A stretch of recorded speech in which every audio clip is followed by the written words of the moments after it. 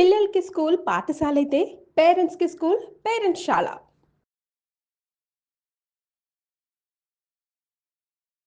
వాగర్థావివ సంపృక్తౌ వాగర్థ ప్రతిపత్తయే జగతః పితరౌ వందే పార్వతీ పరమేశ్వరౌ. ఆదిత్యాయ చ సోమాయ మంగళాయ బుధాయ చ గురుశుక్ర శనిభ్యశ్చ రాహవే కేతవే నమః. శృంగేరి జగద్గురు పీఠాధిపతులకి కంచి పీఠాధిపతులకి నమస్కారములు తెలియజేసుకుంటూ కార్యక్రమాన్ని ప్రారంభిద్దాం. ద్వాదశ రాశులకు సంబంధించి 1 జూలై నుంచి 15 జూలై వరకు వివిధ రాశుల్లో జన్మించినటువంటి వారికి ఏ విధంగా ఉండబోతుందో తెలుసుకునే ముందు గ్రహ సంచారం గురించి తెలుసుకుందాం. వృషభ రాశిలో శుక్రుడు, అలాగే మిథునంలో రవి గురువు, కర్కాటకంలో బుధుడు, సింహంలో కుజ కేతువు, అలాగే కుంభంలో రాహువు, శని మీనంలో 13 జూలై నుంచి శని వక్రీకరించే స్థితి పొంది ఉంటారు. అయితే ప్రధానంగా గమనించుకున్నట్లయితే చాలామంది ప్రేక్షకుల్లో ఉన్నటువంటి చాలా సందేహాలు, కొన్ని చెప్పినటువంటి విషయాల్లో కొన్ని మాకు ఫలితాలు సరిపోవట్లేవు అని అంటున్నారు. అంటే దీని అర్థము చాలామంది చూసుకునేటువంటిది సన్ జొడాయిక్ సైన్ ద్వారా చూసుకుంటున్నారు. అంటే ఈ ఉదాహరణకు చెప్తున్నాను, 23 జూలై నుంచి 22 ఆగస్టు మధ్యలో పుట్టినటువంటి వాళ్ళకి లియో సైన్ అని చెప్తారు. కాబట్టి సింహరాశి గురించి చెప్పేటప్పుడు 23 జూలై నుంచి 22 ఆగస్టు మధ్యలో పుట్టిన వాళ్ళు చూసుకుంటున్నారు. అది తప్పు. మీరు జన్మించినటువంటి జన్మ తేదీని అనుసరించి ఒక నక్షత్రము, ఆ నక్షత్రాన్ని అనుసరించి రాశి ఉంటుంది, ఆ రాశి ప్రకారమే మీరు చూసుకోవాలి.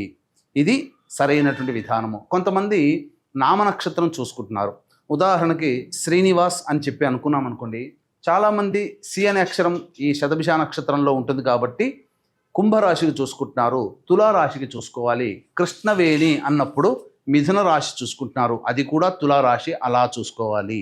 కాబట్టి మనం అనేక విధాలుగా ఈ శాస్త్ర ప్రకారము మనకు ముందుకు వెళ్ళినట్లయితే తప్పకుండా ఆ ఫలితాలు అనేటువంటివి మనకు సరిపోతాయని చెప్పవచ్చు.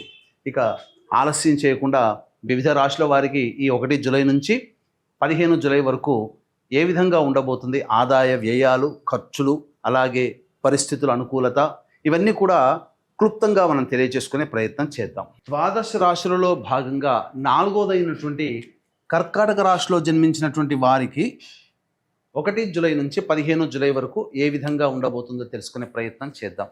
ప్రధానంగా ఈ యొక్క శుక్రగ్రహ సంచార ప్రభావము అనుకూలంగా లేని కారణం చేత విలువైనటువంటి వస్తువులని కోల్పోతారు. బంగారము, వెండి ఆభరణాలు లాంటివి కానీ, లేదా విలువైన ఎలక్ట్రానిక్ వస్తువులు, మొబైల్ ఫోన్స్, గ్యాడ్జెట్స్ లాంటివి ఏదైనా కానీ ఖరీదైనటువంటి వస్తువుల్ని మీరు కోల్పోయే అవకాశము గోచరమవుతుంది. ముఖ్యంగా స్త్రీలతో మాట్లాడేటప్పుడు జాగ్రత్తలు పాటించండి. వాగ్వివాదాలు కలుగుతాయి. ఇంట్లో వారైనా, బయట వారైనా, తోటి ఉద్యోగస్తులైనా, వ్యాపారంలో ఈ యొక్క కార్యక్రమాలు జరిపేటువంటి వాళ్ళైనా, అనగా కస్టమర్స్తో కానీ, వీళ్ళందరితో జాగ్రత్తలు పాటించండి. అనుకూలంగా శుక్రగ్రహం లేదు కాబట్టి మీరు దైవానుగ్రహాన్ని, అమ్మవారి అనుగ్రహాన్ని పొందే ప్రయత్నం చేస్తే చాలా మటుకు శుభ ఫలితాలు కలుగుతాయి. ఇక 12వ ఇంట రవి గురువు యొక్క సంచార ప్రభావం. రవి సంచారం అనుకూలంగా లేదు. ధనపరమైనటువంటి సమస్యలు ఎక్కువగా ఉంటాయి. కుటుంబానికి దూరంగా ఉండాల్సినటువంటి పరిస్థితి రవి సంచార ప్రభావం వల్ల కలుగుతుంది. అనవసరమైనటువంటి వృధా ప్రయాణాలు కలుగుతాయి. కానీ గురు సంచారము అనుకూలంగా ఉన్నటువంటిది. దైవానుగ్రహాన్ని పొందే ప్రయత్నం చేస్తారు. ఏది ఖర్చు అయినా అది సద్వ్యయమే అవుతుంది. ఇది చాలా చక్కగా చెప్పవచ్చు. అయితే ఇక్కడ ప్రధానంగా బుధగ్రహ సంచారమే అనుకూలంగా లేదు. అంటే ఇక్కడ ప్రధానంగా గమనించాల్సినటువంటిది ఏంటంటే, ఈ బుధగ్రహ సంచారము అనుకూలంగా లేని కారణం చేత బద్ధకం పెరుగుతుంది. ఏ పని చేయాలన్నా పోస్ట్పోన్మెంట్ ఆఫ్ వర్క్, ప్రతిదీ వాయిదా వేసుకుంటుంటారు. అట్లాగే మీకు జరిగే పనులు కూడా వాయిదా అవుతుంటుంది. అనగా ఒక పని కోసం తయారై వెళదాం అనుకునేసరికి అది క్యాన్సిల్ అయిపోయి మళ్ళీ పోస్ట్పోన్ అవుతుంది. ఇలా అన్నమాట. సో ఏది కూడా ఒక పట్టాన ఈ బుధగ్రహ సంచార ప్రభావం అనుకూలంగా లేని కారణం చేత జరుగుతుంది. అది ఆశ పెట్టే విధంగా ఉంటుంది. ముందుకి వెనక్కి జరుగుతుంది. ఇక కుజకేతుల యొక్క సంచార ప్రభావము అనుకూలంగా లేదు. ఈ కారణం చేత జరిగేటువంటి నష్టం ఏమిటి? అనవసరముగా ఇతరులతో వాగ్వివాదాలు జరుగుతాయి. నోటి మాటలతో ఇబ్బందులు పడాల్సినటువంటి పరిస్థితి. కాబట్టి తగ్గి ఉండాల్సినటువంటి పరిస్థితి ఈ యొక్క కర్కాటక రాశిలో జన్మించినటువంటి వారికి కలుగుతుంది. ప్రధానంగా ధన వ్యయం అధికంగా ఉంటుంది. మీరు చేస్తున్నటువంటి వృత్తి వ్యాపారాలలో ఖచ్చితంగా ఇబ్బందులు ఎదుర్కొంటారు, శత్రువులు పెరుగుతారు, ఇతరులు మీ మీద పై చేయి సాధిస్తారు, తద్వారా మీరు దిగువ స్థాయికి పడిపోయే అవకాశం ఉంటుంది. కాబట్టి జాగ్రత్తలు పాటించండి. రాహుగ్రహ సంచార ప్రభావం ప్రధానంగా అనుకూలంగా లేదు. ఈ కారణం చేత ప్రధానంగా ఈ సర్వికల్ ప్రాబ్లమ్స్ అంటే నడుము నుంచి పాదాల వరకు మీకు ప్రతికూలతలు అనగా ఆ సంబంధించినటువంటి నాడీ కణజాలం మీకు అనుకూలంగా లేని కారణం చేత ఎక్కువగా నడుము నొప్పులు కానీ, కాళ్ళ నొప్పులు కానీ, కీళ్ళ నొప్పులు కానీ ఎక్కువగా అనారోగ్యం చేసే అవకాశం ఈ రాహుగ్రహ సంచార ప్రభావం వల్ల కలుగుతుంది. దీనికి తోడుగా శని మీకు కొంతకాలం వరకు 9వ తారీఖు వరకు కూడా అనుకూలంగా ఉన్న 13వ తారీఖు నుంచి అష్టమ శని వక్రీకరించినటువంటి కారణం చేత మళ్ళీ కర్కాటక రాశి వారికి అష్టమ శని ప్రభావం మళ్ళీ తోడవుతుంది. ఈ కారణం చేత కొంత ఇబ్బందికర పరిస్థితులు, మానసికంగా ఆందోళన, ఏదో ఒక భయము మిమ్మల్ని శని వక్రీకరించినట్టు కారణం చేత 9వ తారీఖు నుంచి దాని ప్రభావం మీకు గోచరమవుతుంది. కాబట్టి జాగ్రత్తలు పాటించండి. ఏ తర్వాత చెప్పొచ్చేది ఏమిటంటే ఈ యొక్క కర్కాటక రాశి వారికి మొన్నటి వరకు చాలా అద్భుతంగా ఉంది అని చెప్పారు, ఇప్పుడేంటి ఇలా చెప్తున్నారనే ఆలోచన మీకు కలుగుతుంది. ఒక్క గురువు తప్ప మిగతా ఏ గ్రహాలు కూడా అనుకూలంగా లేవు. కాబట్టి దైవానుగ్రహం తప్పకుండా పాటించాల్సినటువంటి పరిస్థితి, దైవానుగ్రహాన్ని పొందాల్సినటువంటి పరిస్థితి. ఇట్టి దైవానుగ్రహం అందరికీ అందించాలనేటువంటి ఒక సదుద్దేశంతో వారాహి నవరాత్రుల సందర్భంగా దశమి స్వాతి నక్షత్రం కలిసినటువంటి అద్భుతమైనటువంటి రోజు అనగా జూలై 5వ తారీఖు రోజున సాయంత్రం 7 గంటలకి ఈ 9 వారాహి దేవతల యొక్క హోమాలు అనగా మీ జాతకరీత్యా విద్య, వివాహం, ఉద్యోగం, దాంపత్యం, అనారోగ్యం, శత్రు సమస్యలు,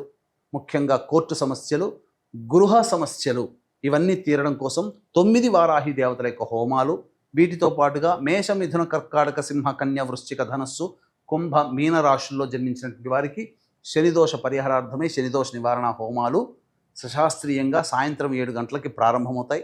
5వ తారీఖు రోజున 5 గంటల లోపల మీరు నమోదు చేసుకోవచ్చు మీ గోత్రనామాలు. ఈ కార్యక్రమంలో నమోదు చేసుకున్నటువంటి వాళ్ళకి శక్తిపాతము చేయబడినటువంటి శంకరంగలీమాలని అందివ్వడం జరుగుతుంది.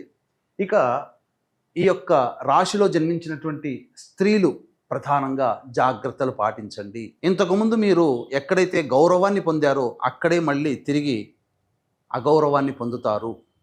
ప్రధానంగా డబ్బులలో నష్టపోతారు. ఇతరులని గుడ్డిగా నమ్మి మీరు మాట వాగ్దానం కానీ, ధనపరమైనటువంటి వ్యవహారాలు కానీ చేయకండి. మీకు సమయం అనుకూలంగా లేదు కాబట్టి తగ్గి ఉండే ప్రయత్నం చేయండి. మీ మాటకి ఎదురు తిరిగే కుటుంబ సభ్యులు మీకు ఉంటారు కాబట్టి జాగ్రత్తలు పాటించండి. అందరితో ప్రేమగా ఉండే ప్రయత్నం చేయండి. ఈ రాశిలో జన్మించినటువంటి మహిళలకి వివాహ సంబంధాల విషయాల్లో కాస్త జాగ్రత్తలు పాటించాలి. వివాహ ప్రయత్నాలు వాయిదా వేసుకోవడమే చాలా మంచిది. శ్రావణ మాసం నుంచి అనుకూలంగా ఉండే అవకాశం ఉంటుంది. అలాగే సంతానపరమైనటువంటి విషయాల్లో జాగ్రత్తలు పాటించాలి.